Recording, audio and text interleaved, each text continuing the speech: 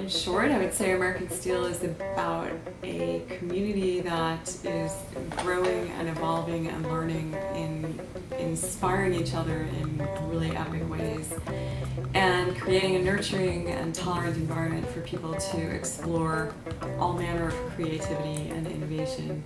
The actual structure of American Steel, the warehouse itself, is a total of 6 acres, and two distinctly different warehouses. One is very industrial in nature, the other one is less so, which is good for more technical work such as painting, photography, screen printing, and things of that sort.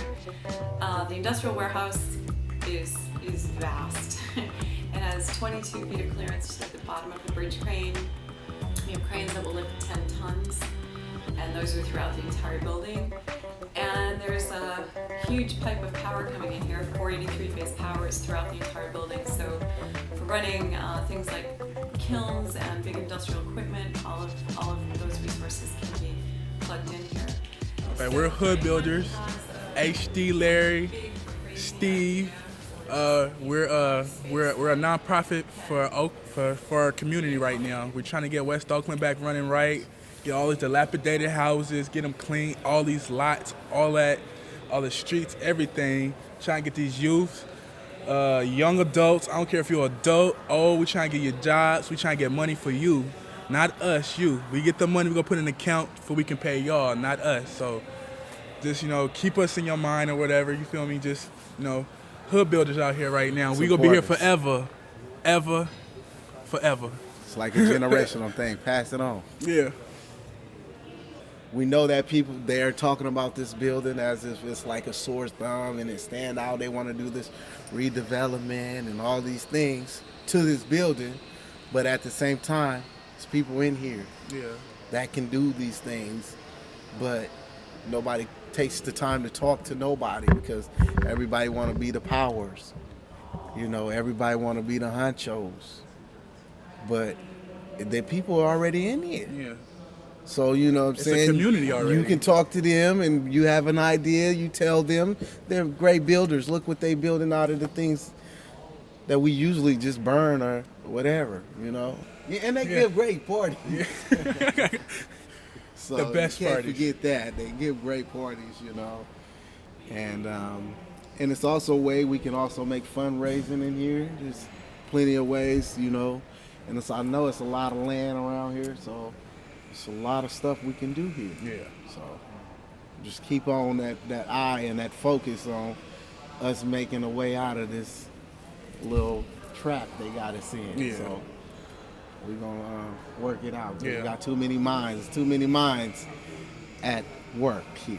My name is Juan Jimenez. I'm the owner and designer, builder, multi-hat wear of a small business called Built from Salvage, and I focus mainly on building reclaimed, salvage, FSC certified, and as green as it can possibly be, like built-ins, furniture, and all kinds of custom woodworks of really nice quality. So being at the American Steel building, which is a wonderful place to be, considering the diversity of business and people involved in all this, conglomerate of energetic, artistic, creative, use, reuse, and multi-purpose business. Right. So my name is Jonathan Ute, and I'm with the Sustainable Living Roadshow, and we're here in the north border of Oakland, right near Emeryville and Berkeley. We're creating a center for sustainable living strategies, basically teaching people how to grow their own food, how to harvest their own rainwater, how to utilize their gray water to water their gardens, how to work with renewable energy resources. Basically a hands-on museum of all things green. Well, salvage and reuse is at the root of our existence.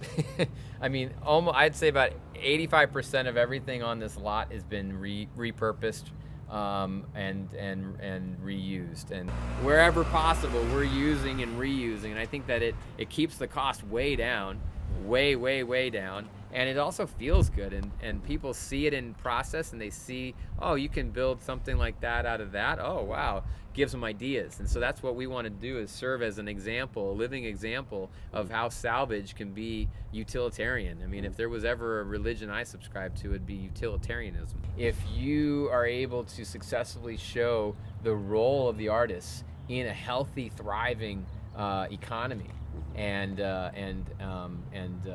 sort of ecosystem, it will help build the will to keep you there. Like, that's straight up, like, the more support you get and the more you frame it in such a way as like, wait, these artists are supplying this labor pool, this artist project is supplying this youth population, all of that together, it's all of a sudden there's a lot more reason to make sure that artists are integrated into any future building plan, and planning process. My name is Zachary Rocksteller, director for Kinetic Steamworks in Oakland, California. We've been around since 2005 and just surrounding ourselves with some really intelligent, genuinely committed artists and fabricators. And the point was to save the knowledge that from our forefathers and sort of infuse the next generation with the excitement of steam. No one has any daily access to it anymore. So it was a combination to find a way to respect the vintage equipment and showing it, but then also using it for contemporary kinetic art and education. We would like to put together an entire educational package to take around to local schools or have kids come here for like a STEAM day camp. My name's Jen Cantwell, and this is Mama's Worm Composting. And I started this business because I had started a blog called Mama Does Good when I had little children, and I was obsessed with doing good things for the planet. And through the course of that, started composting and started worm composting, and then quickly killed all my worms, which is pretty common for anybody who starts worm composting if you don't read the directions like I do. And I felt really bad about it, and I decided that I was going to try again. And through looking for enough worms to actually eat all of the waste from my family that we were producing, realized that there was an open niche right in this area for a grower. Because I bought 1 pound from someone close by and wanted more the next week, and she was out. And I just realized that there was nobody right around here who sold worms. So that was it.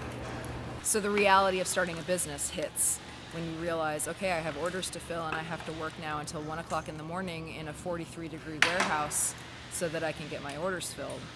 And I think the same thing happens with sustainability practices, that things need to be made easier and more accessible for the average person, making the average income. Because it's easy to be sustainable if you can hire a contractor to retrofit your house and make everything perfect and green.